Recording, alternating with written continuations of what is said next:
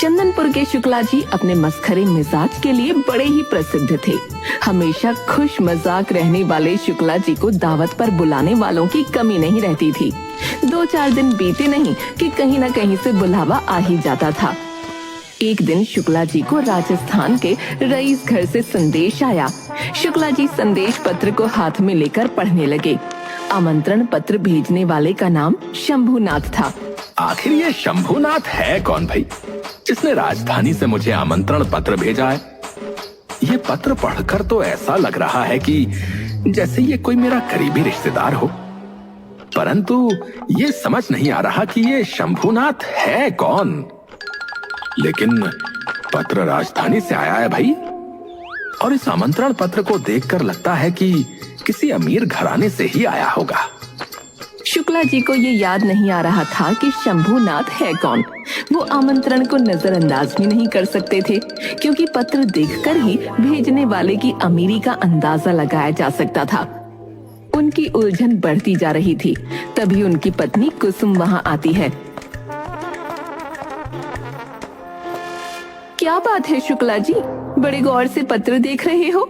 आखिर ऐसा क्या लिखा है इसमें? नहीं नहीं, कुछ नहीं, प्रेम पत्र है। देखकर नहीं लगता।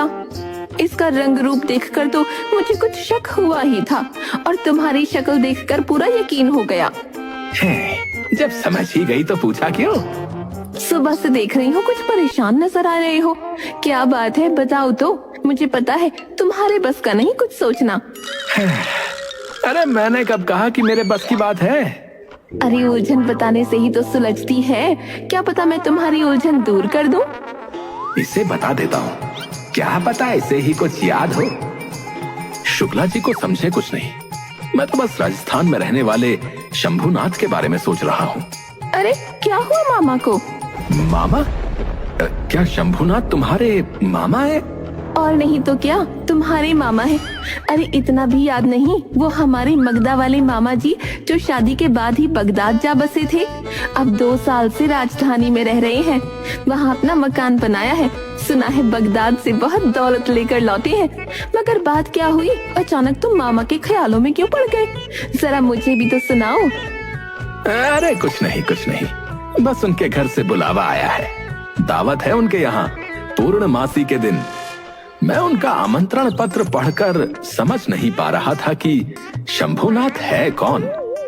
शादी के बाद एक बार ही तो मिलना हुआ है, और जब मिला तो उन्हें मामा ही कहा, इसलिए शंभुनाथ नाम से उन्हें पहचान नहीं पाया। हाँ, तुम्हें मेरे मायके वालों के नाम क्यों याद रहने लगे? जरा वो आमंत्रण पत्र मुझे भी दिखाओ, क्या लिखा है, मैं भी तो देखूं जरा। कुसुम ने खत को पढ़ा तो खुशी से उछल पड़ी। पर तुमने तो मुझे बताया ही नहीं था। मामा ने तो खास तौर से मुझे भी बुलाया है। देखो इसमें कितने प्यार से लिखा है, मेरी प्यारी बिटिया को भी लेते आना। शुक्ला जी ने आमंत्रण पत्र फिर से देखा तो अलग से एक जगह पर ये बात लिखी गई थी। पंक्ति पर खास तवज्जो दिलाने के लिए इसे चारों तरफ से घेरा गया था, लेकिन शुक्ला जी ने उस पंक्ति पर ध्यान नहीं दिया। कुसुम को खुशी से उछलते देखकर शुक्ला जी ने सोचा, राजधानी जाना है, एक ही गधा मेरे पास है। कुसुम उस पर मेरे साथ बैठ नहीं पाएगी। घोड़े से जाऊं तो घोड़ा किसी से मांगना पड़ेगा। 1-2 दिन की बात होती तो चलो कोई बात नहीं थी। राजधानी जाने में 2 दिन लग जाएंगे, और 2 दिन लौटने में 2 दिन मामा के घर, मतलब कि पूरे सप्ताह भर की बात है। यानी 7 दिनों के लिए एक घोड़े सहित 2 जनों की खुराक का इंतजाम करना होगा। अगले ही पल शुक्ला जी के मन में एक दूसरा विचार आया। यदि कुसुम मामा से मिलने जाने का इरादा छोड़ दे तो काम आसान हो जाएगा, लेकिन इसे देखकर लगता नहीं कि ये मानने वाली है। शुक्ला जी ने कुसुम को मनाने की बहुत कोशिश की, पर वो किसी भी तरह से मानने को तैयार नहीं हुई।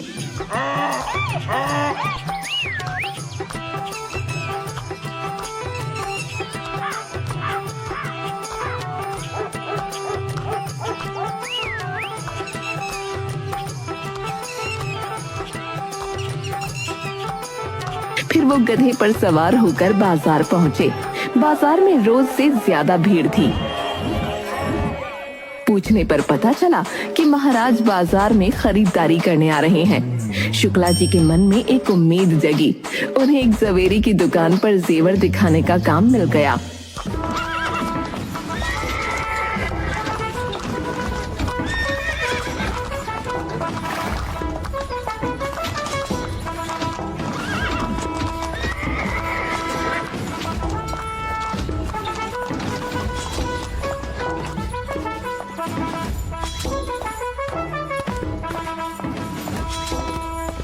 तभी महाराज की सवारी बाजार में आ गई और हर तरफ अफरा तफरी मच गई। शुक्ला जी ने दुकान में लगे झाड़ फानूस को रोशन करवा दिया। बस फिर क्या था, दुकान की रौनक दोगुनी हो गई और महाराज उस ओर आकर्षित हो गए। महाराज बाजार की दुकानों को बाहर बाहर ही देखते देखते उस दुकान में प्रवेश कर गए। महाराज का स्वागत है। दुकानदार महाराज की खिदमत में बिछा सजा रहा था, मगर महाराज इन तमाम बातों से बेपरवाह शुक्ला जी से ही बातें किए जा रहे थे। शुक्ला जी का अंदाज़े बयां रोचक और जानकारी भरा था। हमें आपका अंदाज बहुत पसंद आया। आप हमारी रानी के लिए ये सारे कीमती जेवरात रखवा दीजिए। महाराज ने उस दुकान से काफी जवाहरात खरीदे और वहाँ से जाने से पहले शुक्ला जी से बोले, मेरा वक्त अच्छा कटा, आपसे काफी जानकारी भी हासिल हुई। इस गांव का ये बाजार हमेशा याद रहेगा। तुम मुझे अपना नाम बताओ, क्या पता कभी तुमसे कोई काम ही पड़ जाए। महाराज, मेरा नाम तो मुझे पता नहीं, लेकिन बचपन से शुक्ला जी सुनता आ रहा हूँ। अच्छा ठीक है शुक्ला जी। शुक्ला जी महाराज को दुकान से बाहर तक छोड़ने आई। तुम एक दिलचस्प इंसान हो, मैं तुम्हें याद रखूंगा। महाराज को बाहर तक छोड़ने दुकान का मालिक और दुकान में काम करने वाले स्थायी कर्मचारी भी आए, किंतु महाराज ने उनके अभिवादन की ओर ध्यान नहीं दिया।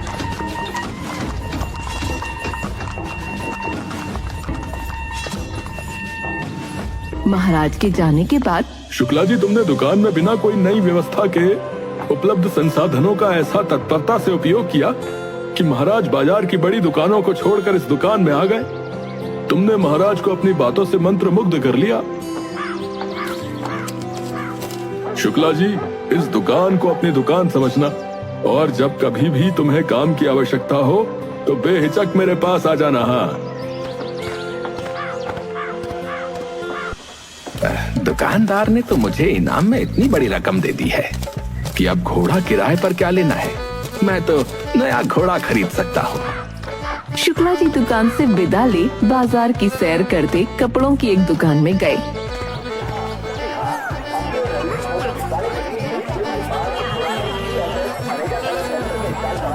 वहाँ अपनी कुसुम के लिए कुछ कपड़े खरीदे, फिर अपने घर वापस आ गए।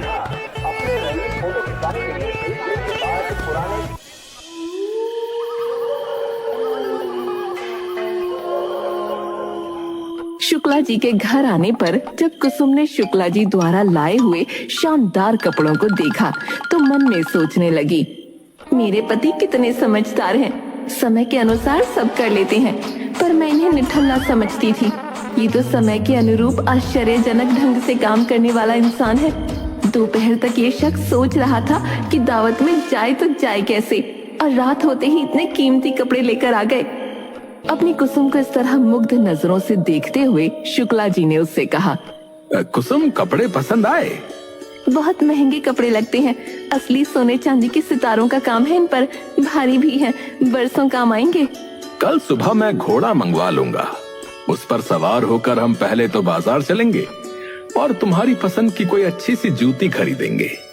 उसके बाद लौटकर तुम्हारे मामा के घर जाने की तैयारी की जाएगी। कुसुम उसकी बातें सुनकर चकित रह गई और आश्चर्य से पूछने लगी, क्या कहा, मेरे लिए जूती? अरे मेरे पास कई जोड़ी जूतियां पड़ी हैं, उनमें से ही कोई झाड़ पोंछ कर पहन लूंगी। तुम मेरे लिए नहीं, अपने लिए कपड़े और जूते ले लो, ये ज्यादा जरूरी है। फिर कुसुम को ख्याल आया कि खरीदारी के लिए तो पैसों की आवश्यकता होगी। शुक्ला जी के पास पैसे कहाँ? वो संकोच से पूछ बैठी, मगर इन सब के लिए पैसे चाहिए, हमारे पास पैसे हैं कहाँ? कुसुम, पैसे हैं, आज अच्छी कमाई हुई है, पैसों की चिंता मत करो। ये भी सोचो कि मामा के लिए कुछ खरीदना है तो उसे भी हम खरीद लेंगे। शुक्ला जी की बातों से संतुष्ट होकर कुसुम ने भोजन परोसा।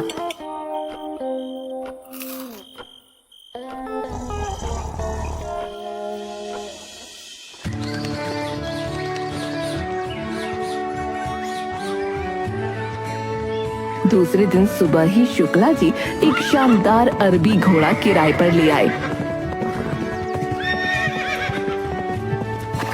कुसुम को साथ लेकर वो बाजार पहुँचे तो बाजार में एक ही चर्चा होने लगी।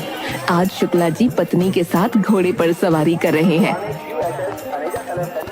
शुक्ला जी कुसुम के साथ एक जूते की दुकान में गए। दुकानदार ने शुक्ला जी और कुसुम की खूब खातिरदारी की। शुक्ला जी, ये हमारे दुकान की ना सबसे कीमती जूती है, आप भाभी जी के लिए ये ले जाइए। ये तो बड़ी महंगी लग रही है। शुक्ला जी के लिए ये जूती मैंने जिस दाम पर खरीदी है उसी दाम पर दूंगा। कुसुम की जिद के कारण शुक्ला जी ने अपने लिए कपड़े लिए, मामा जी के लिए भी उपहार खरीदे।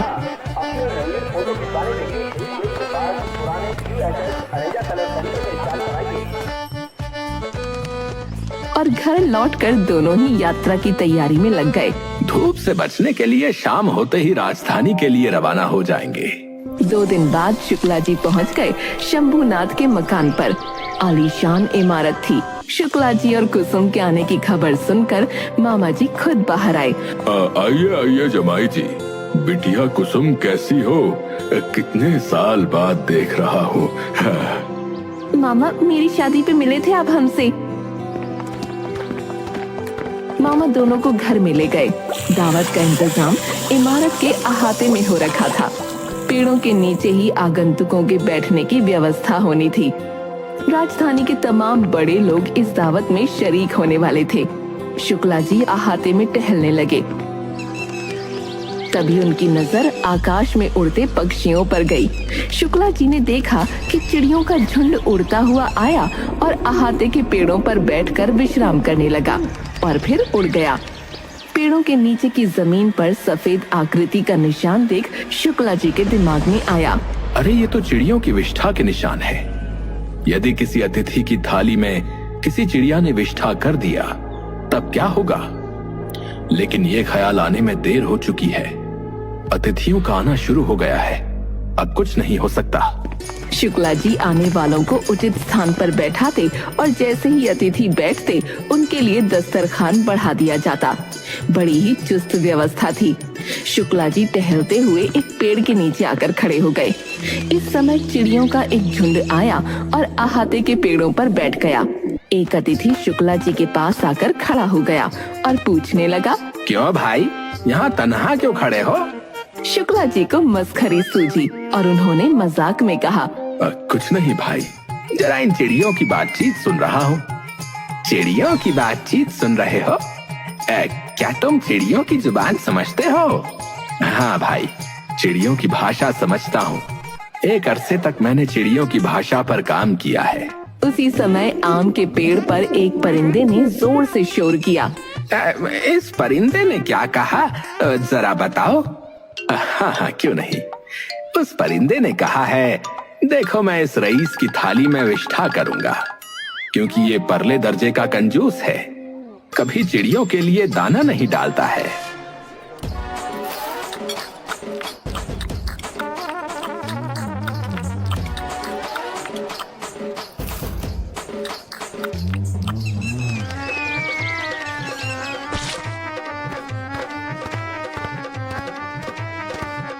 देखते ही देखते दावत स्थल पर चर्चा होने लगी कि शंभुनाथ के घर एक ऐसा शख्स अतिथि बनकर आया है जो चिड़ियों की भाषा समझता है।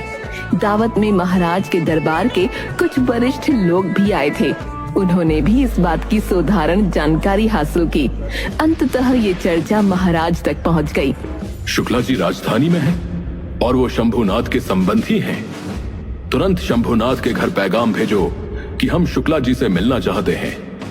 जब महाराज ने सुना कि शुक्ला जी चिड़ियों की भाषा समझते हैं तो वो शुक्ला जी से मिलने के लिए बेताब हो उठे। दूसरी तरफ शंभुनाथ के पास जब महाराज का संदेश पहुंचा तो वो चकित हो गए। उन्होंने मन में विचार किया, आखिर शुक्ला जी में ऐसी क्या बात है कि उनके आने की खबर महाराज को मिली और महाराज ने इतने सम्मान और आत्मीयता से भरा संदेश भेज दिया? महाराज को ऐसी क्या जरूरत आ गई कि उन्होंने इस तरह सैनिकों से लैस पैगाम भेजा है? मामा जी, आप महाराज के पास संदेश भेज दीजिए कि मैं अतिथियों के प्रस्थान के बाद महाराज के दर्शन के लिए अवश्य उपस्थित हो जाऊंगा। अतिथियों के सामने ही महाराज का पैगाम आया, इससे हमारी प्रतिष्ठा बढ़ी। लोग अब ये भी कहेंगे कि शंभुनाथ को महाराज भी जानते हैं। हाँ। शुक्ला जी ये नहीं समझ पा रहे थे कि महाराज के पास जाकर वो करेंगे क्या। फिर भी बात क्योंकि महाराज की थी,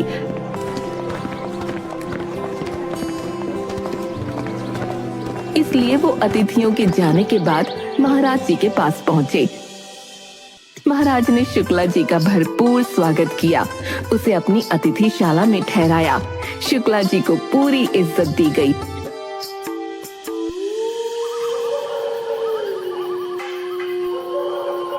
मैं भी चिड़ियों की भाषा सीखना चाहता हूँ। शुक्ला जी, मुझे बताओ कि इसके लिए क्या करना होगा? मैंने सुना है कि तुम चिड़ियों की भाषा समझते हो। चिड़ियों की भाषा सीखने के लिए चिड़ियों की सोहबत में बचपन के दिन बिताना जरूरी होता है। अब तो आप बड़े हो चुके हैं। महाराज, आपने ये ख्वाहिश बहुत देर से बताई है। मैं तो चिड़ियों से भरे चमन में तन्हा खेला करता था, जिसके कारण धीरे धीरे उनकी बोली और व्यवहार को समझने लगा। कोई दूसरा उपाय मैं जानता नहीं कि आपको बता सकूं कि चिड़ियों की भाषा कैसे सीखी जा सकती है। महाराज आश्वस्त हो गए कि शुक्ला जी ठीक ही कह रहे हैं। महाराज ने तुरंत दूसरा प्रस्ताव दिया। ठीक है, कल सुबह हम लोग राजधानी के पास के जंगल में चलेंगे। वहाँ तुम चिड़ियों के बोलने पर उसका अर्थ मुझे बताना कि वो क्या बातें कर रही हैं। शुक्ला जी ने इसके लिए तुरंत अपनी स्वीकृति दे दी।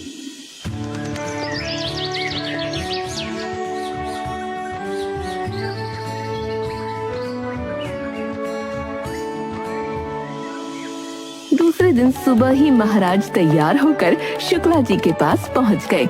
शुक्ला जी भी तैयार थे। दोनों घोड़े पर सवार होकर जंगल की ओर चल पड़े। रास्ते में एक पहाड़ी नदी आई, जहां सारस के जोड़े विचर रहे थे और पारदर्शी पानी में मछलियों का शिकार कर रहे थे। तभी एक सारस ने जोरों की आवाज की। शुक्ला जी, बताओ तो इस सारस ने क्या कहा? महाराज ये कह रहा था कि सावधान, इस राज्य का भाग्यशाली महाराज आया है। शुक्ला जी की बात अभी पूरी नहीं हुई थी कि एक साथ कई सारसों का स्वर उभरने लगा। कई सारस आवाज करते हुए इधर उधर उड़ने भी लगे। शायद घोड़े के पैरों की आवाज से उत्तेजित होकर वो ऐसा व्यवहार कर रहे थे। बताओ शुक्ला जी, ये क्या बातें कर रहे हैं?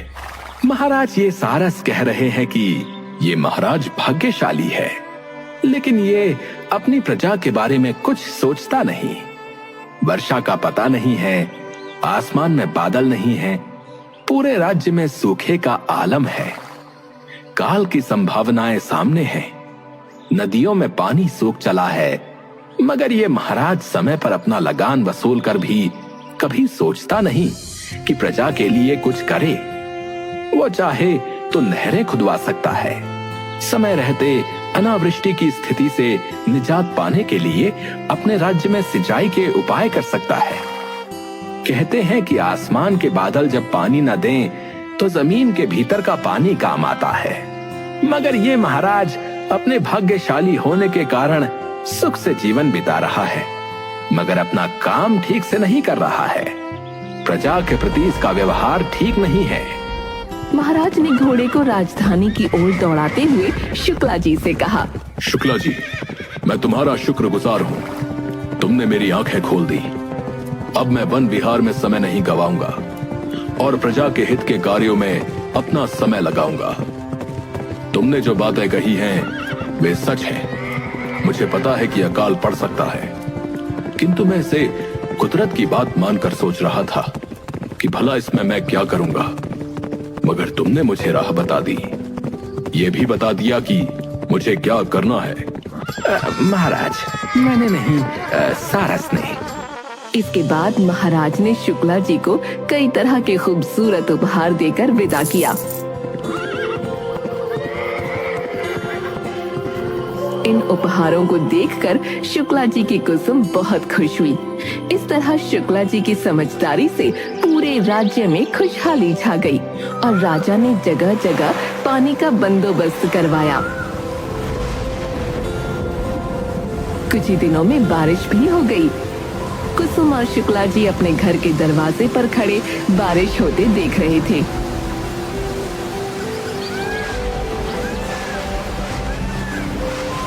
शुक्ला जी देखो, सब तरफ क्या बढ़िया खुशबू आ रही है और ये पक्षियों का चहचहाना कितना सुकून भरा है। अरे भाग्यवान, ये पक्षी बोल रहे हैं। मौसम सुहावना है, क्यों ना गर्मा गर्म चाय और पकौड़े बना लिए जाएं। अच्छा ठीक है, अभी बनाती हूँ मेरे मस्खरे शुक्ला जी।